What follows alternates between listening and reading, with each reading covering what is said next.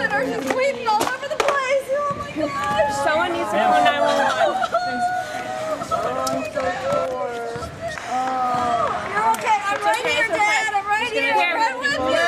Are you okay? We have a patient, man, 68 years old. Okay, everything's Just gonna fell be down. all right. Four Xavier, it's okay. He's conscious. Okay, we gotta move away, all right? I just need you to stay with me. Hey, you can feel me? Can you squeeze my hand down here? Can you squeeze her hand? Yeah, I can squeeze.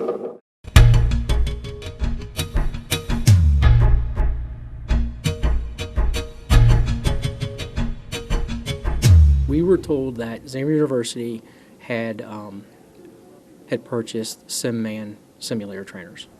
So my chief had kind of got with me and said, I want you to go up there, talk with them, see if maybe we could do some type of training with the SimMan. I'm the director of the Skills and Simulation Lab here at Xavier University.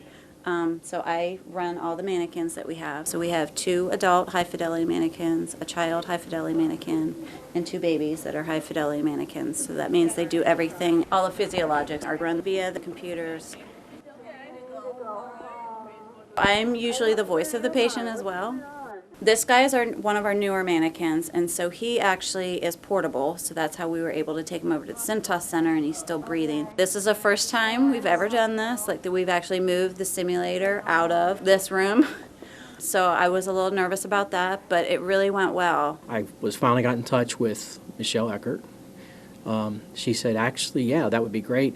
We met every month, came up with a list of objectives for each discipline, and she had decided that we were going to do this interprofessional or interdisciplinary training.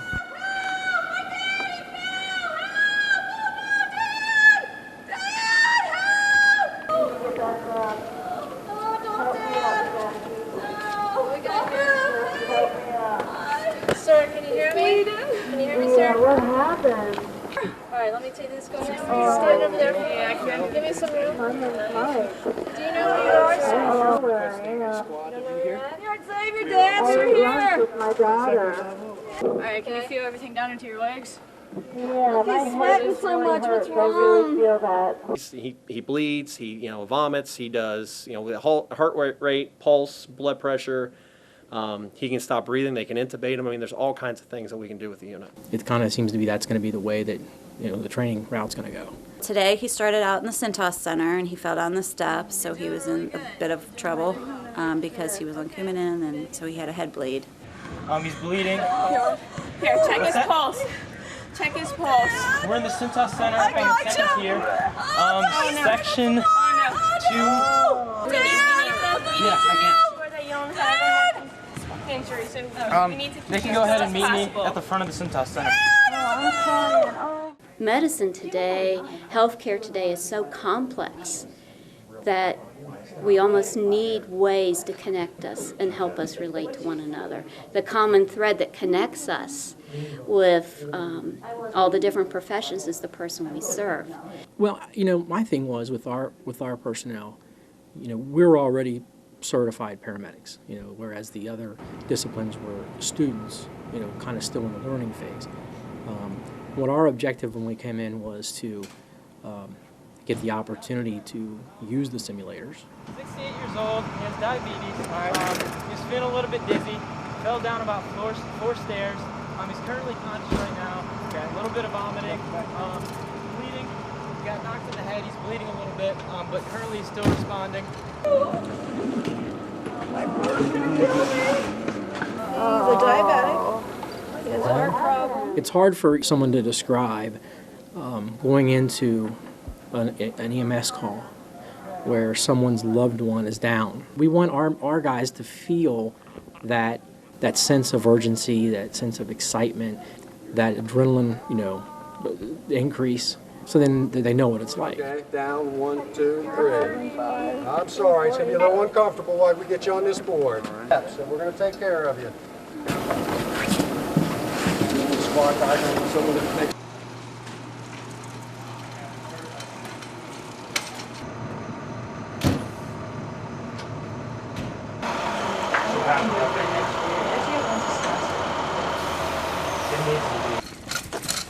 We have interprofessional education simulation lab here, where we can be a hospital unit. We have dummies, which is not the best term to call them, very expensive little mannequins that can do things. And then we can bring the students in here and recreate what would be a fairly realistic situation. Okay, so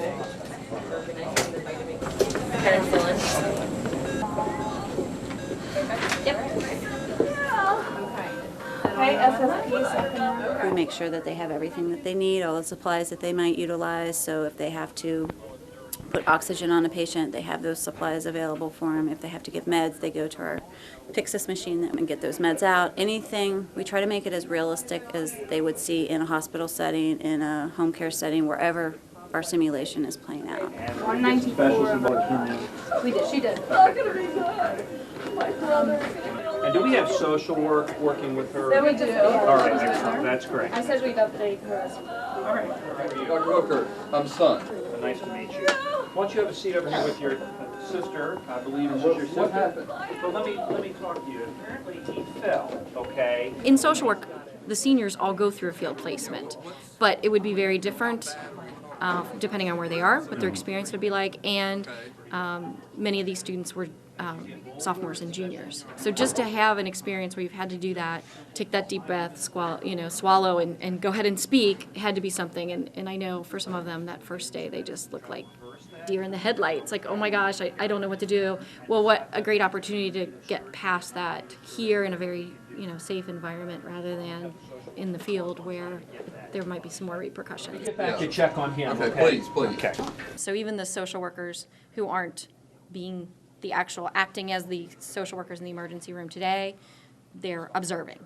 And then we can rotate a larger group through. So rather than just 2 students getting the experience each day, you can have 4 or 5 also observing. Okay. And then the hope is to use videotape to simulate that as well.